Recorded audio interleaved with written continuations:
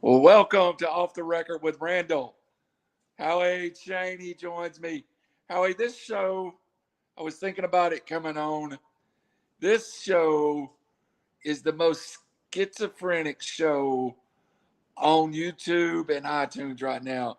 We go from high school football to pro wrestling, back to high school football to professional sports, back to just anything and everything. We are all over the map, but it's Off the Record, Randall, and then you've joined me. But that's what I intended to be. It's kind of my life in a thumbnail, you know? It's all the stuff I love. Yeah, this podcast kind of like being bipolar. You never know what you're going to get. Uh, well, let's go ahead and say tonight we had one thing planned, and at the last minute, I came up with a booking ideal, and our friend Jam is going to join us Monday night. We intended this for the last week or so to be our Falcons draft review, but with Jam joining us next week for the special draft review, it really doesn't make sense for us to sit here and go pick by pick through the draft. Then we're going to talk about it with Jam. So we decided to do something a little different tonight. We both love Atlanta sports. Now, we're going to talk about the draft, folks. We're going to talk about the Falcons a lot. But we're also going to touch base with the Braves and the Hawks and kind of the direction of Atlanta pro sports right now. Howie, we both, and I know there's a soccer team. I'm sorry, I don't know who the soccer team even is, but we both live, died, and breathe the Hawks, the Braves, the Falcons. It's our teams. Go ahead.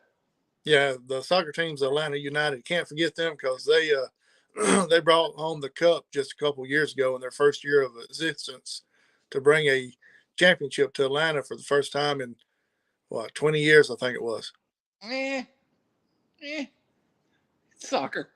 Hey, well, hey, until you actually go into a game, don't discard it because I'm not discarding it. I'm just giving it a. I wasn't real sure about it either, and we went the second year that was in existence, and I enjoyed going to it and participating in it more than I do Falcons games. So let me give you my problem with all this. The reason I can't support the NHL, the reason I can't get into soccer. I live, breathe, and die Atlanta Braves and Falcons. A mild fan of the Hawks. I live and breathe and die the Tennessee Vols, football, basketball, baseball. I live and breathe AEW wrestling. My card is pretty booked up, buddy. Oh no, I mean I understand. It's just I can't tell you what the record is right now for the Atlanta United for nothing. It's just a fact of when you go in person and watch it and experience that, it's totally different experience than anything I've ever witnessed, and it's just fun going and watching. I don't know the rules. I've never thought about the rules. Don't know the rules. I just know they're running around and kicking the ball everywhere. But it's fun going and participating in all the activity. Well, it's strange. One of the things I was going to bring up is there's no NHL in Atlanta. And Howie, I think Atlanta is the largest city in the U.S. that doesn't have a hockey team. 2 failed hockey teams in Atlanta. Now hockey, one of the hottest sports in America. Atlanta is a very transitional city, meaning there's a lot of people from all over the country and even the world in Atlanta. But it just really never meshed with Atlanta. Do you have any feelings about it? Would you go watch a couple of games a year or what? Yeah, I'd probably go watch 1 or 2 a year, just go and see what it's like. Everybody says hockey's fun to go watch, but I've never really watched it. Watched it a little bit on TV, but they say it's so much better in person. I've watched the Birmingham, I think it was Bulls, minor league hockey, and I went years ago when it was Atlanta Flames and watched the Flames game. It's okay. I'm not a real fan of not knowing what's happening. But, I mean, the Nashville Predators are so successful and sell that arena out every night. There's some real loyal fans to this hockey stuff. Yeah, my philosophy on the Nashville team is that was the first professional team to come to Atlanta. I'm sorry, to Nashville, and that No, I actually think the Titans were there before the Predators. were they? Okay. Yeah. Well, they've got two teams, two professional teams. Uh, they would love to have a college team there, but I'm sorry, but Vandy is not a college team when it comes to football. Basketball's above average, and baseball they're pretty good, but there's just certain cities that thrive and want professional sports. I think Nashville is one of them. Comment come in about hockey. My friend Tim Brown, a huge Nashville Predators fan. Randall, we should be talking about hockey right now. The Preds got their tail whipped Tuesday in the first game of the Stanley Cup playoffs. Back at the ice tonight in Colorado. Game 2 at 8:30 Central Time. Go Preds. How about the Beetle Street Bears? Of course, the Grizzlies have played well in the playoffs, and now when we get to basketball, we'll talk about that. I feel like, and Tim is a prime example of that. My friends that love hockey, I learn more from them loving hockey than I learned anything. And I do feel like I missed something by Atlanta not having a hockey team. And I know everybody will go, well, just root for Nashville. I'm an Atlanta guy. I root for Atlanta sports teams. It's hard for me to say I'm going to root for the Nashville Predators. But, yeah, it's really strange. Maybe we should grab tickets one night and go to a Preds game, just see how we feel about it. Yeah, it could be. Atlanta had the Thrashers there back in the early 90s. They ended up moving off to somewhere in Canada. But the thing about that is I think the reason they didn't succeed is because of the Hawks and them sharing an arena. And it was so hard to schedule stuff around that. I will say this about the Predators Arena in Nashville. It is my favorite arena I've been in the last 20 years. It is wonderful for concerts. I can see how hockey is great for it. It's downtown on Broad Street, straight across the street from Tootsie's. I'm going there tomorrow night. Nobody ever thinks, but Nashville gets everybody. I'll be there tomorrow night to see Megadeth, Lamb of God with my daughter. And I think we should do that one night and just, grab a couple of tickets and go check out the Preds. Maybe we'll do that. So, Tim, good luck to the Preds tonight. Game 2 in Colorado on the air at 8:30 Central Time. Most hockey talk that's ever been on River City Media. They did a whole segment of hockey playoffs with Raj and Robbie last Wednesday night, and then me and you've done about 10 minutes of hockey. New record for River City Media. I do want to go over what you said about the Hawks. I do not like that arena.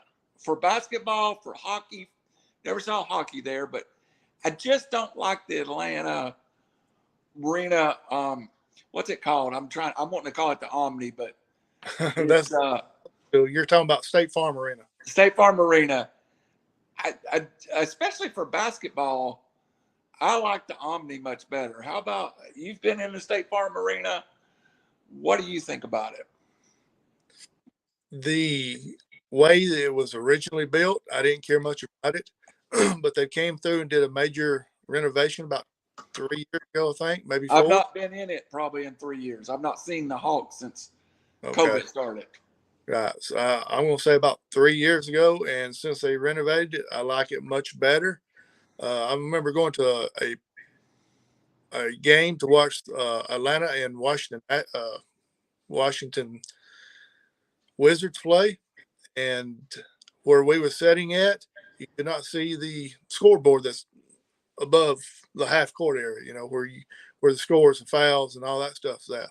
You had to bend down and look under and try to get all that. And I think that's one reason they went through and renovated all of it. And now you don't have that issue. You can actually just, anywhere you sit at, you can look at it. So definitely want to go back. I knew they renovated it. I didn't realize it was 3 years ago, and I've not been back. I do want to talk a second about the Hawks. They have, of course, on draft night, they drafted Luka Doncic, traded him immediately for Trae Young. Luka Doncic is a top 5 player in the NBA. Trae Young's probably a top 10 player in the NBA. The trade netted the Hawks another top 12 pick who didn't pan out. And it seems like Atlanta has always got the one superstar and maybe not a lot to go with him. Why can't the Hawks draw free agents to Atlanta? And before you say it, I'm gonna say my side of it. They should. Atlanta is a very metropolitan NBA city. Atlanta has the hip hop industry, which is a centerpiece of the NBA. Atlanta has bad ownership, or Atlanta just has. I don't know why. What do you think it is? I can't answer. I don't know. Part of that, what you said, I agree with 100% with the hip hop and the rap industry. And I saw the other night at during one of the timeouts, Yin Yang Twins got out there and performed a like an impromptu concert during one of the timeouts. You can't go to a Hawks game without seeing a celebrity there, as far as hip hop or rap or R&B, somebody like that. But as far as why they can't bring in free agents, I really just I can't answer that. I don't know why. They've got. I feel like the ownership has it changed hands back a few years ago, and they're trying their best. It's just some of the free agents they did bring, they hoping that would help, didn't help, and I think that's kind of hurt them a little bit. It's not the elite guys. It seems like they get the mid-level price guys though. Right. And I was going to make the point. Yeah, I actually last Hawks game, not the last game I was at. I went to several one year, probably 16, 17. Had a friend with season tickets, and I saw Big Boy all the time from what is it? Sorry, Miss Jackson, I am for real. Yeah. There is always a Ludacris or someone at a game. The NBA in Atlanta is super, super expensive, though, Howie. Yeah, I'm wondering if the reason they can't bring in a top free agent is because that one top free agent didn't want to come and be the guy. But now with Trae Young being there and Clint Capella being there, and John Collins being there, I'm wondering if more people may be looking, saying, and I feel like this myself, they're just one player away from making a run for a championship. I do like John Collins a lot. Clint Capella is a very mid-level inside post player that's probably upper mid-level. I mean, he's as close. He's not elite, but he's very more than just serviceable. He's a good player.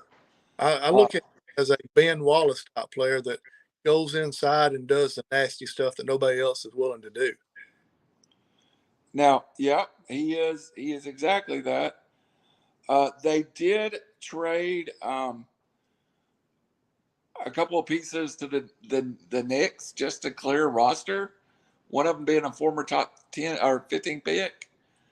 Um, I don't know what their salary situation is, but it seems like they should have some salary in the coming future. And we didn't even mention one of my favorite players in Lou Williams on the Hawks. But it seems like the Hawks. I know Trae Young's on a max deal, but it seems like they are to have some salary on that team. They do. The NBA is not exactly like the NFL with a hard salary cap type deal. So they can go out and get some players, and um, I feel like this coming they will if there's any out there available to get. You got to realize most of the top tier free agents, it's hard to get them away from the team that they're playing with, unless you're LeBron James and you go wherever you want to go. But who is a top tier free agent that's actually left their team in the last 3 or 4 years.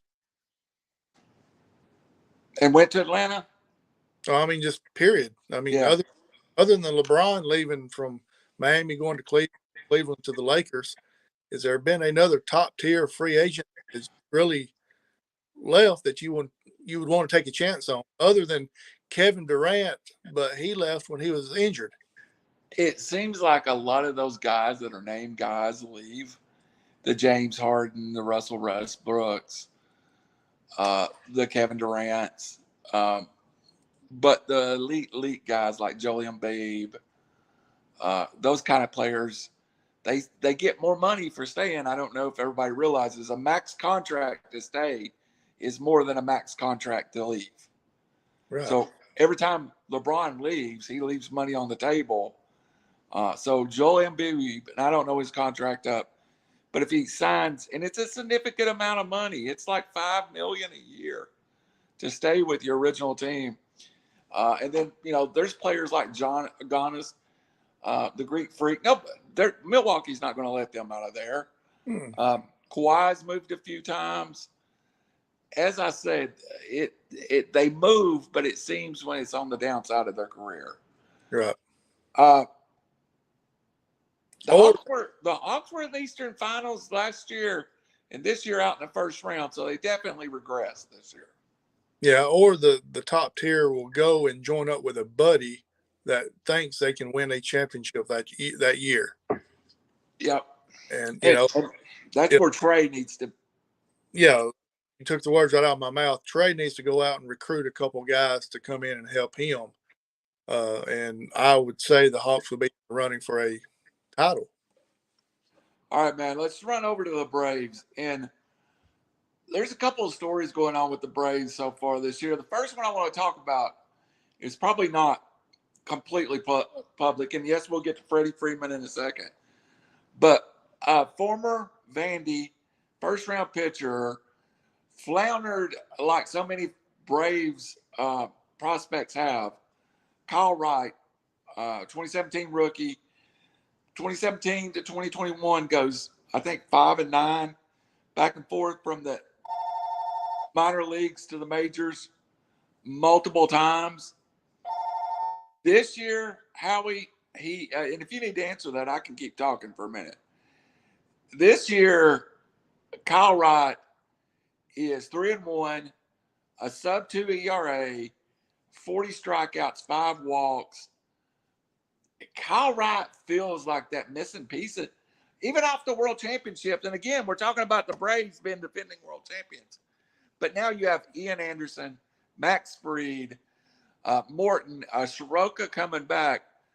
But that fifth guy in Kyle Wright, and I think he's much better than a fifth guy if he continues to pitch this way, is critical to that pitching staff. Even last year, I felt they were short pitching, winning the World Series. Last year, they won the World Series basically with offense. They just despite of their pitching sometimes. Yeah, they just outscored everybody last year. But that, Kyle Wright coming in, 2017 rookie, like you said, this is his 5th year. They rushed him up to the majors, no minor league stuff.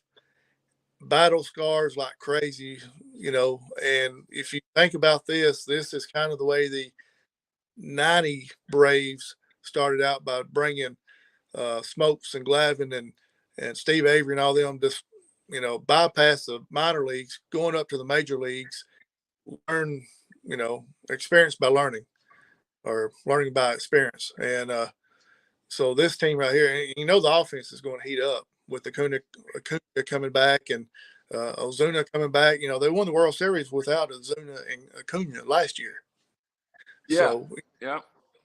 And if their pitching will come around, I feel like they've made some major adjustments in the bullpen that could end up being probably one of the best bullpens in Major League Baseball. So, it's still early. A lot of people's doubting the Braves right now, but hey, it's May. You don't win the championship.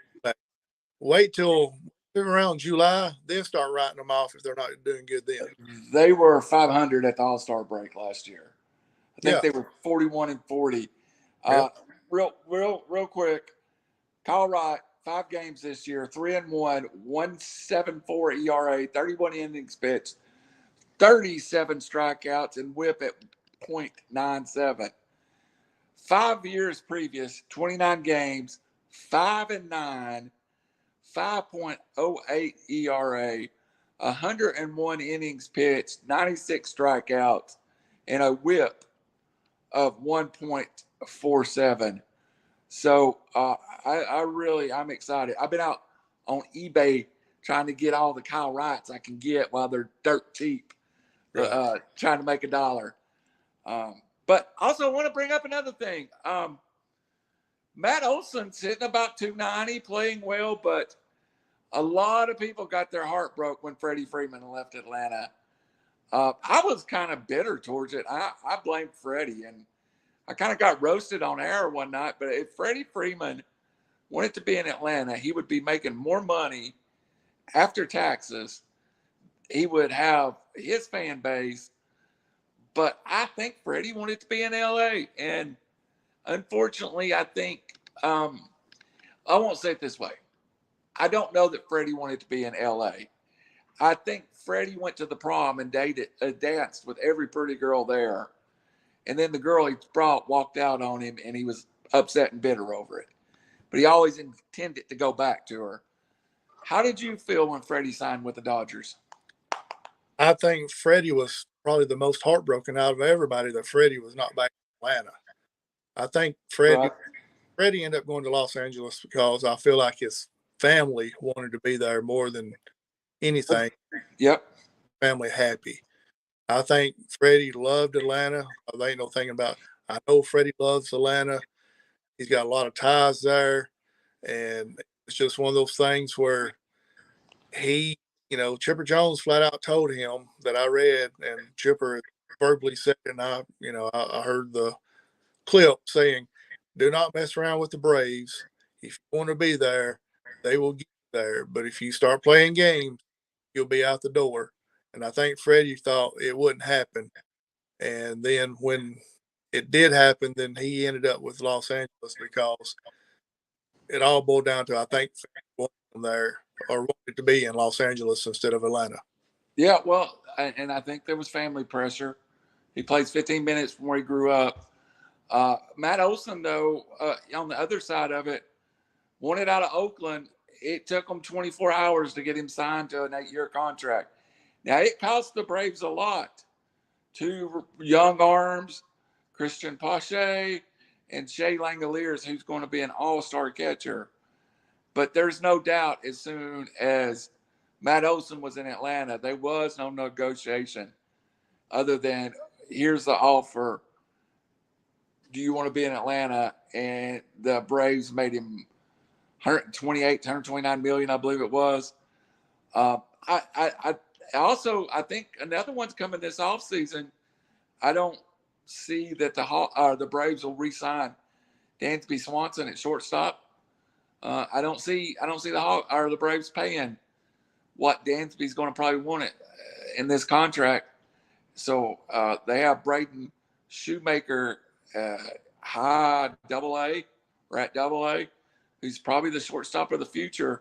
And I always tell people, never forget that while all this Freddie stuff was going on, the Braves made a pretty serious contract offer to Carlos Correa, the former shortstop from the Astros.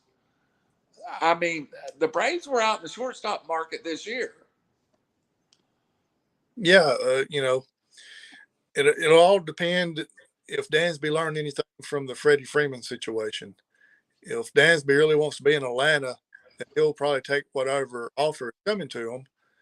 But, he is I'm not exactly sure where he's from, but, I know he did go to college in Vandy and everything. So who knows? He may want to head up that way somewhere and play there.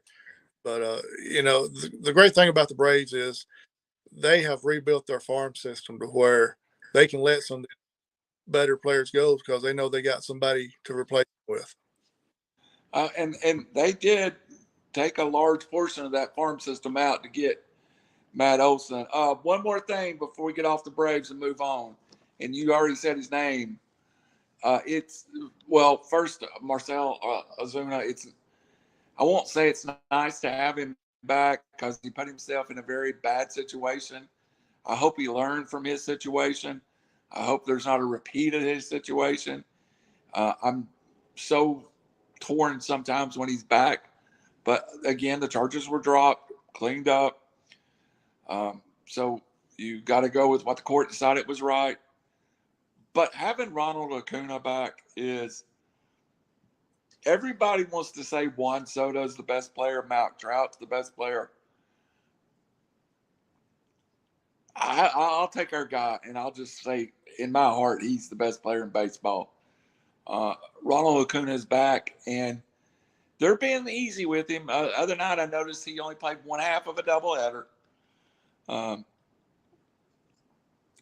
You got to be careful with him, but he is so exciting to watch play, Howie.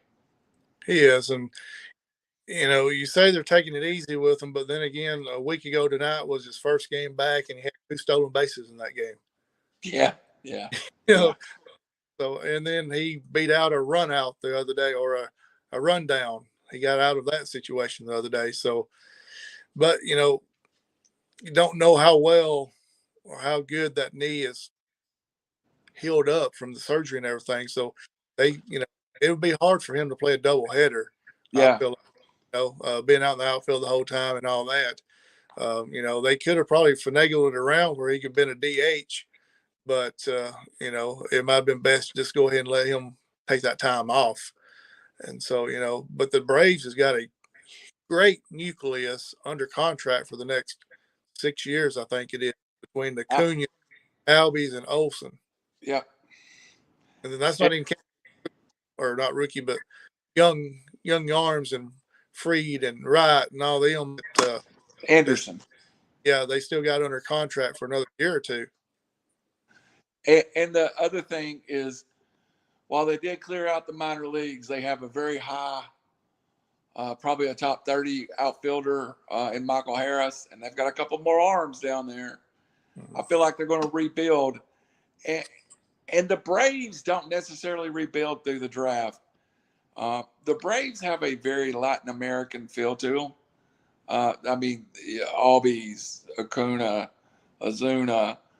The Braves work the international markets. Well, they worked it so well a few years ago, they got kicked out for a year for cheating. But they do work the international market. And Atlanta being a southern city, it's not Miami. It's not sitting on the Caribbean, but it's a plane flight to most. It's jump on a plane direct flight for all those kids from Caracas, from Atlanta. It's not, you're not flying from Milwaukee to Kansas City to Atlanta to, so it's an attractive site to Latin American players. Yeah, absolutely. A huge Hispanic fan base in Atlanta right now. The Mercedes-Benz is hosting a concert, some type of Latino concert, just in the big stadium there. Because it was huge. Population has boomed so much, and that's coming up this summer, And so, like you said, that was one of Arthur Blank's selling points to some of these free agents.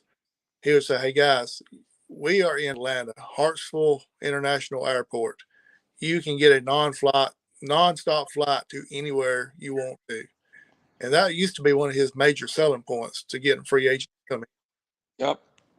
But same thing like you're talking about. You can be on a plane in Atlanta and be in Miami 2 hours or less. Yeah, there's only a few. Of course, all the major cities, Chicago, LA, New York, they have that ability. Atlanta's lucky to have it, but there's a lot of cities, St. Louis, Kansas City, Cincinnati, Pittsburgh. There's not a ton of international flights out of those places. So I do feel like Atlanta's convenience. And let's talk Atlanta to the most probably largest Latino population in the country is in Texas, and the second is in Florida. So, there are definitely cultural aspects to it. I'm looking forward to the Braves getting Soroka back too. I'm rooting for that kid. He's been through a lot. Before we run on to the Falcons, I do want to mention Atlanta. There's a lot of things that we don't necessarily talk about all the time. There is Atlanta Raceway. It's just outside of Atlanta, and it's a major hub.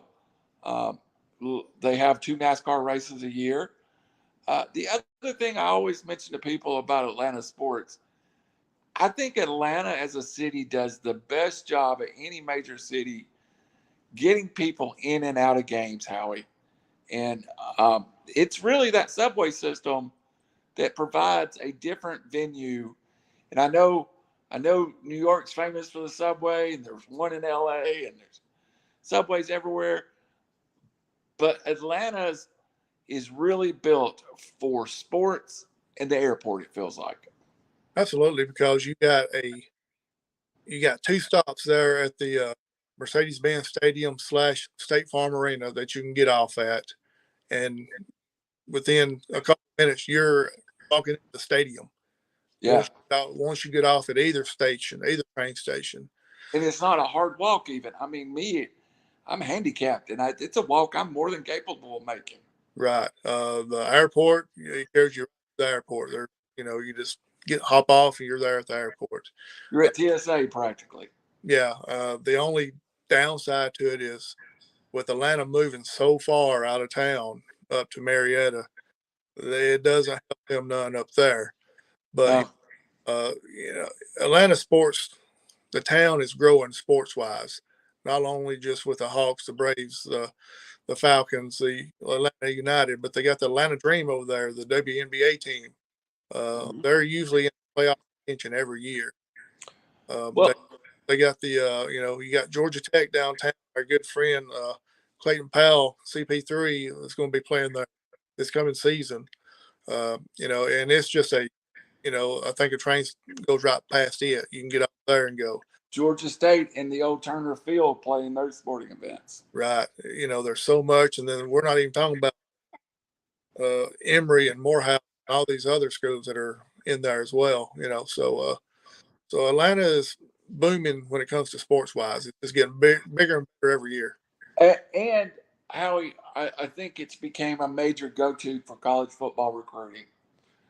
It's always been a large population, but now every year you see more and more kids. They always talk about the number of kids signed out of California and out of Texas. But Atlanta is becoming, along with Memphis, and I know Memphis is a much smaller city, so I'm not anyway comparing them, but it seems like Atlanta and Memphis both have a hotbed of athletes in them. And every year there is, and I'm not talking about there maybe 75 kids signed out of Metro Atlanta, but there's that 5 or 10 elite athletes that could go to Clemson or could go to Alabama or could go to any place they wanted to go. Yeah, absolutely. And the one thing I think that's kind of helping that is the fact of the College Football Hall of Fame being right there in downtown Atlanta. It is exactly, or not exactly, it is right in between Mercedes-Benz and State Farm Arena. And so, college coaches and players and all that are coming through there. And, Vern Lundquist used to talk about when he would come to Alabama to Alabama games, he would keep up with local teams. Well, that college coaches has got to be doing the same thing when they go into Georgia Tech to play Georgia State or Yep. a lot of people don't realize this, but a lot of people will actually stay in Atlanta and drive up to Athens to watch University of Georgia play because it's not a 45-minute drive. And, Athens not being a huge place and your stadium selling out at 100,000 people, there's only so many hotels you can book. I've done that before. I've stayed in Atlanta and went to, back when adult beverages were a part of my life, we would stay in Atlanta and drive over to Athens that Saturday morning. I did before we want to get off of the Braves and the new stadium. Even though the train's not there, Howie, the interstate system that they built for the Braves, it's kind of neat that it flows one way for game day and one way when a game lets out. So they spent money on the infrastructure to make it easy for you to get in and out of the baseball games too. Absolutely. You know, they got that bypass, and it does us great when we go Sundays for the Falcons game. Just hop on the bypass and or the toll road, and off we go. You know, and it's usually open as we're going in, and then when we're leaving, it's open coming out. And you know, I don't think Truist Park could be any closer to the interstate than where they're at right now, because you're in a corner of 75, 285, and 85. I mean, Yeah. you can be on the interstate for a couple of minutes, and it's depending on where you park. We know this for a fact. Yes. We actually had to walk across 75 to get to the stadium the first time we went, and the second time we went.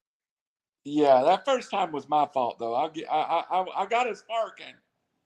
I just didn't realize how far it was from the stadium. Right. But, you know, until you go, and people has asked me because they know I go to Atlanta every once in a while to watch a game.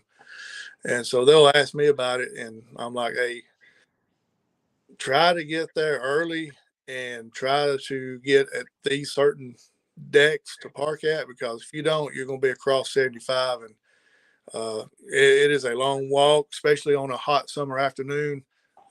You're wore out by the time you get there. I have left my house, which is in Hickson, outside of Chattanooga, and been at Truist Park an hour and 15 minutes. It is such an easy drive. It's probably between 90 and 100 miles. I always put it, excuse me, Georgia State Troopers, don't give me tickets. I always put it 9 miles over, and you get into Georgia, you're cruising at 79, and you're just, and till you get to that area of there's no nice way to say it. It's a boring, empty interstate usually until you get into Atlanta. Uh, so, all right, man, we got about 25 more minutes. And again, we're going to record. We probably are just going to release this next Monday night as we record it with Jamon. A Falcons review, complete coverage of the Falcons draft. But Howie and I are going to side road for the next 20 minutes, Howie. And I want to talk about the draft a little bit. I want to talk about free agency a little bit, but I want to talk about what I think everything put together has taught us about the Falcons. And I'm going to start at quarterback. They draft Desmond Ritter in the third round. I believe that's what the pick or second round. I do believe that's the pick they got for the Titans from Julio for Julio. That tells me that Marcus Mariota right now is considered a very short-term fix, but this is like a one-year audition for him to see, can he be the solution. He's only 28 years old. If he comes in and plays lights out, I think they'll be more willing to extend him. But I also think if he comes and he doesn't play well, his Atlanta tenure will be short. Well, absolutely. I think that's the reason they only him to a 2-year deal, because I think they felt like they were going to get a quarterback either in this past draft, the 2022 draft, or the next year's draft, which is heavy, heavy, heavy on quarterbacks coming out next year. If everybody comes out that they expect, you know, the one thing about Ritter that I didn't know, but I did see the other day was he ran the fastest 40 at the combine. He did. He's very athletic. And so, you know, you got, and it could be one of those deals where Mariota and Ritter could kind of do like Mariota and Derek Carr did in the Raiders out in Las Vegas. Each one of them have their own special package of plays. Of course, I'm a true believer that if you got two quarterbacks, you don't have one at all. But with Ritter being a rookie, you wouldn't have to throw him to the fire all at once. You could bring him in on special situations to play quarterback, just kind of get his feet wet. You will see. And how many times have you saw the second quarterback ends up playing at some point anyway during the year just because of injuries? I have a feeling we'll get a little bit of Ritter. I felt like the Falcons were really super high on Filippo Franks, but I don't think they're high on him as in a future starter but they have him there in the quarterback room as an athlete and as a third quarterback. Is that the way you read the situation? I do, because he lined up pretty much everywhere last year. He was on special teams a lot. He ran quarterback. I think the Wild. I think I called it the Wild Falcon last year. He was at quarterback. He was lined up and played tight end. He was all over the place last year. And so, you got Marcus Mariota, you got Desmond Ritter, you got Felipe Franks, and you got the draft pick that they got in the second round, Troy Anderson, that played quarterback in college. So he could end up being in That that. Ritter was a third rounder. You're right. Go ahead. Yeah, but you could have the Troy Anderson in there as a fourth quarterback. We know he play linebacker, but you never know what may happen. All right, let's and I do want to talk about Troy Anderson for a second, and we will really break him down when we have Jermaine on. But the Falcons cut Mike Davis and drafted Algiers from BYU, re-signed Cordell Patterson, signed Damian Williams, and brought Quadre Ellison back. I think Algiers, as a fifth round pick, is someone who could come in and make an impact to this football team. Cordell has his role. Damian Williams has his role. But Algiers is just one of those bad intention, third down and 3 running kind of running backs. Do you see it like I do, that Algiers, if first of all, he's got to play well, but if he does play well, there's opportunities in that backfield for him. Well, absolutely. I think it's going to be between him and Olsen as far as being that third down and 1, third down and 2 back, as far as the power back. I like Mike Davis. Don't get me wrong. He had lost a step, and the hole would be there, but he would be a split second too late and miss it. And the way the Falcons blocked wasn't exactly his cup of tea. Right, absolutely. So Garrett actually come in, and him and Olsen could be vying for that third down, because we know on 3rd and 1, 3rd and 2, Cordell's not going to be in the backfield. Yeah. The only way he's going to be in the backfield if they're running a wild Falcon somehow, and which that's possible too, but you never know. But I think it could be between those two as far as who's going to be the third down power back, because every team has got that third down power back, 3rd and 1, 3rd and 2. And so it could come down between those two. Now, and before we get over to the defensive side, which again, everybody join us Monday night here, and also like and follow us, smash that like and follow us, stay with us, man. There's a lot of quality we make a lot of quality entertainment on this network, and we have a lot of followers. But unfortunately, we need you to go to YouTube and subscribe to this channel. It really helps us.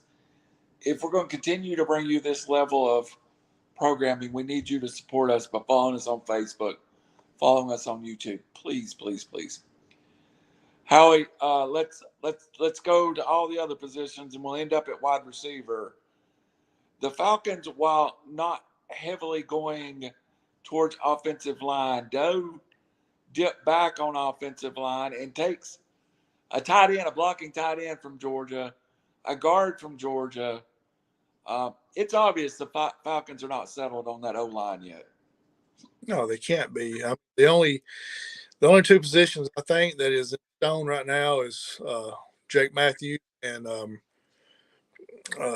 McGarry. I think he got the fifth year option. He did, and he played well enough to. He's a starter. Yeah, and I think the kid from Michigan more than likely is a starter. Mayfield, Hennessy. I think if they can find another center, I think they would go a different direction and move Hennessy to a guard somewhere. I think that's more of his fit than being an actual center. He got pushed around being a center, and that's something you don't need to do or can't let happen. So, yeah, they drafted the Justin Schaefer, the guard out of Georgia, and everybody's up in the air because Falcons actually drafted 2 Georgia players this year. That normally don't happen. That's something that me and you have discussed on here and on phone calls as well. The one thing that Atlanta fan base is upset about is they don't get the Georgia players like they feel like they want. So but anyway, going with Justin Schaefer, they got a couple free agents that came in, during this free agent period that could be playing for a spot on the offensive line as well. And you feel like if Schaefer sticks, Lindstrom's days is numbered. Yeah, I think it is anyway because of the fact that they didn't pick up that 5th-year option. Most of the time when a rookie is out there or not a rookie, but a new player is out there and he's on his rookie contract and they don't pick up that 5th-year option, he's not going to be there that next year. Right. Unless he has a great year. Now, right. The Falcons can still tag him and keep him another year, but unlikely. All right, man. Let's move to, of course, the tight end from Georgia. John Fitzpatrick caught 7 passes. He's not there to catch passes. There's a guy named Kyle Pitts. I think he'll probably get 99% of the passes targeting a tight end. But let's start. Can't avoid it. Got to get to it now. The night of the draft, it was a very blah reaction in Atlanta to the drafting of Drake London. I did my due diligence as a media representative and as a fan of the Falcons. I'm okay with the pick. And let me tell you why, Howie. The Falcons, at best, are a mediocre team right now. I think they went and took the best football player available because there's so many holes.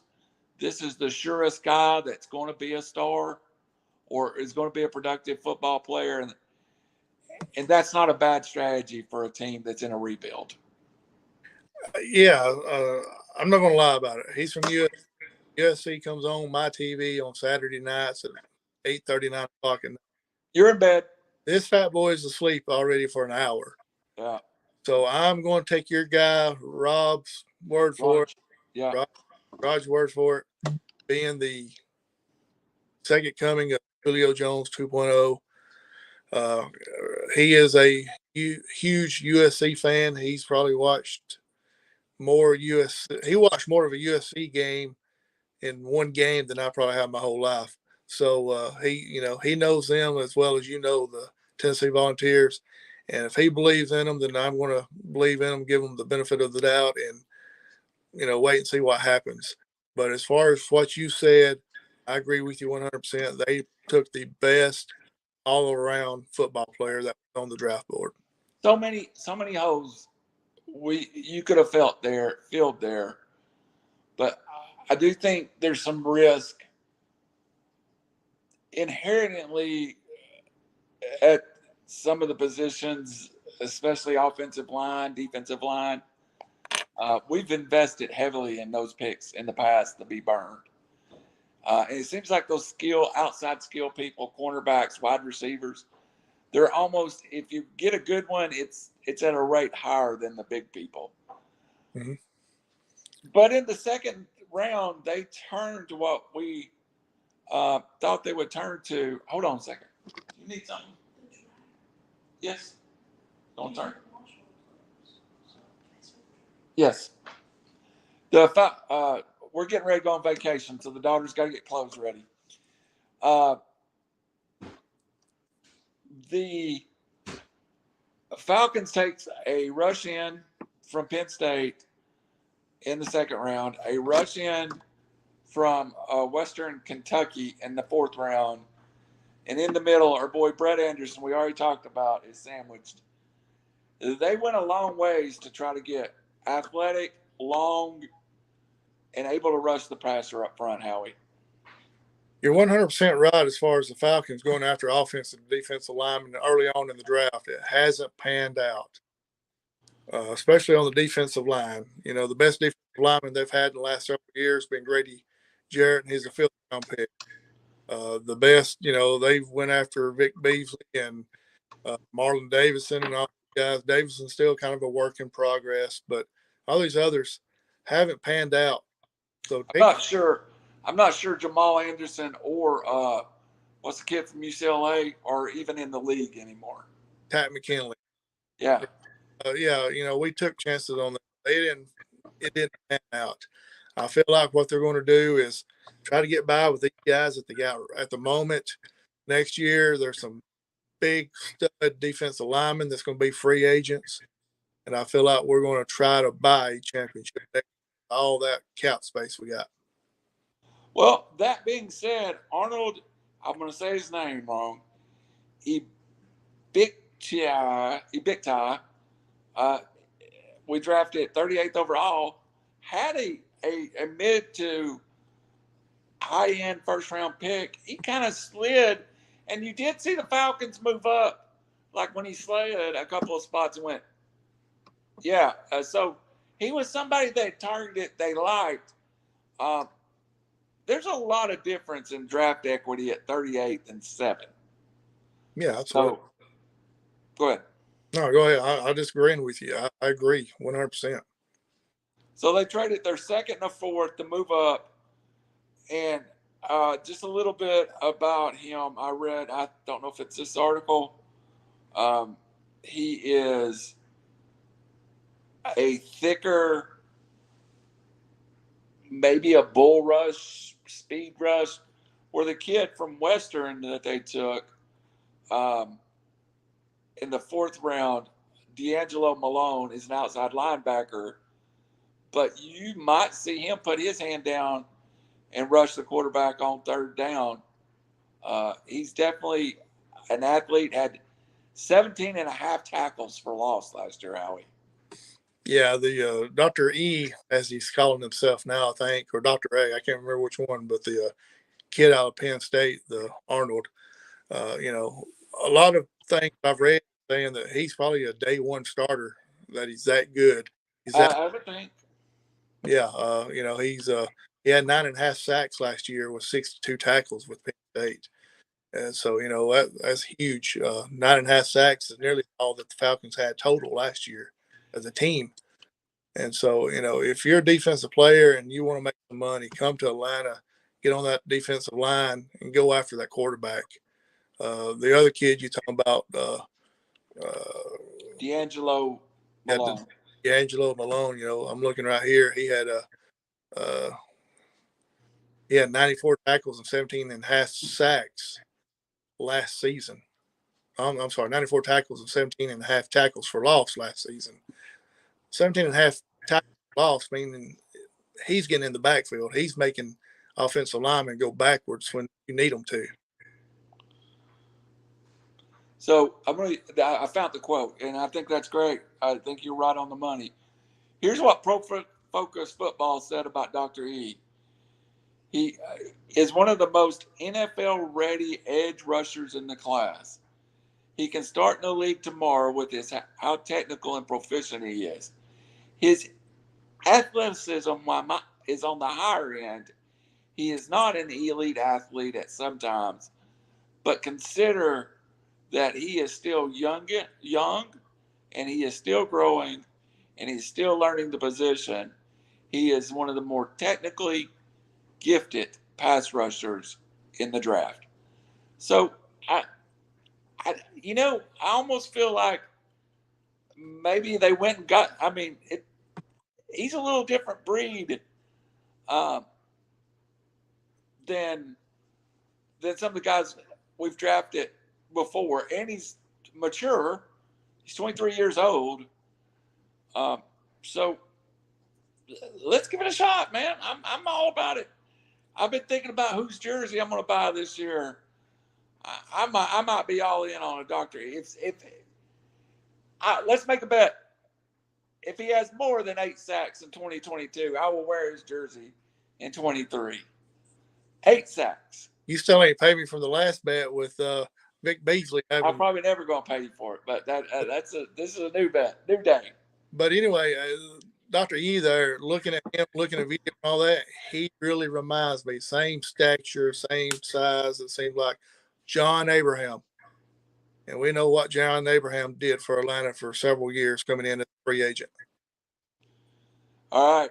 Yes, and I was going to use the John Abraham comparison, but I thought you probably would before it was over with. So good call.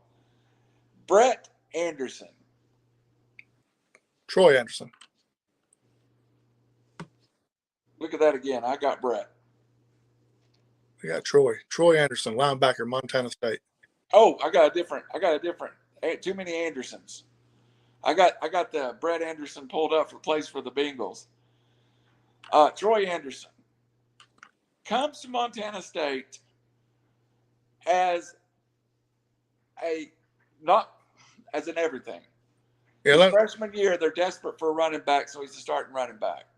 Yeah. The next year, they're desperate for a quarterback, so he's a starting quarterback. The COVID, and I kind of read into it a little more. The COVID year, he kind of gets with somebody that goes, if you're going to play in the NFL, it's going to be at linebacker where we recruited for. And he basically goes to linebacker. I got to think if this was now, this is a kid that's in the portal going from Montana State to Alabama or somewhere like that to play at a high level. But he is just a freakish athlete. 6'4", and I don't want to say it until I find it. 6'4", 235, and I think he run in the 4.5s. It may have been 4.6, but 6'4", 235 and 4.5s. You're moving. Yeah, absolutely. I'm reading the stat right here. It says at Montana State, he played running back, scoring 33 career touchdowns, quarterback, and there was a linebacker. So, this guy is, they also said he could be the second unicorn the Falcons got behind Kyle Pitts, So, but it seemed like this cat can do everything. And that's what you want. That is what I call a true athlete, a true athletic player. So, 40-time NFL combine clocked official timing 4.42. Wow. That if you want speed on defense, that's speed right there. At 4.42, he could be the outside linebacker. If they split out a tight end or a slot receiver, he can cover them. He can stay in the vicinity and help cover that person. And he should be able to fly all over the football field and make tackles at that speed. Amond Sauce Gardner, the number one cornerback to come off of the draft board, ran a 4.41.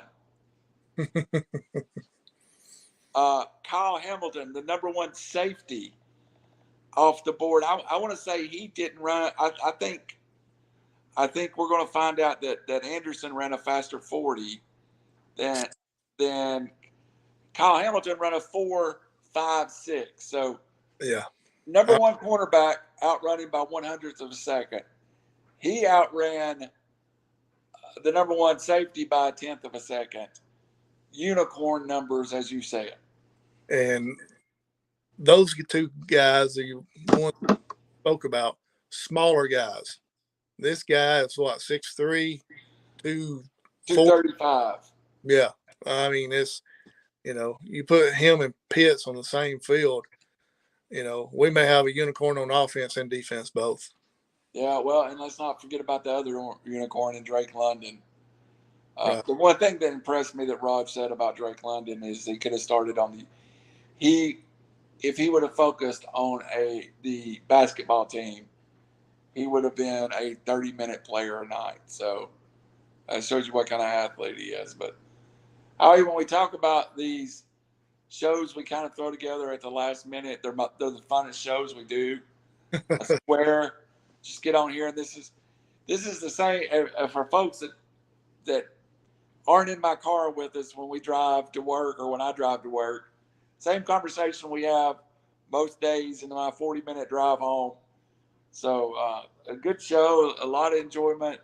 But again, I want to hit to everybody, please like and subscribe. We need some more subscribers, especially on YouTube. We're on the verge of doing something big over there. So please like and subscribe to us. And again, we'll continue with Off the Record, which will be the Sylvania football show sometimes, Off the Record sometimes.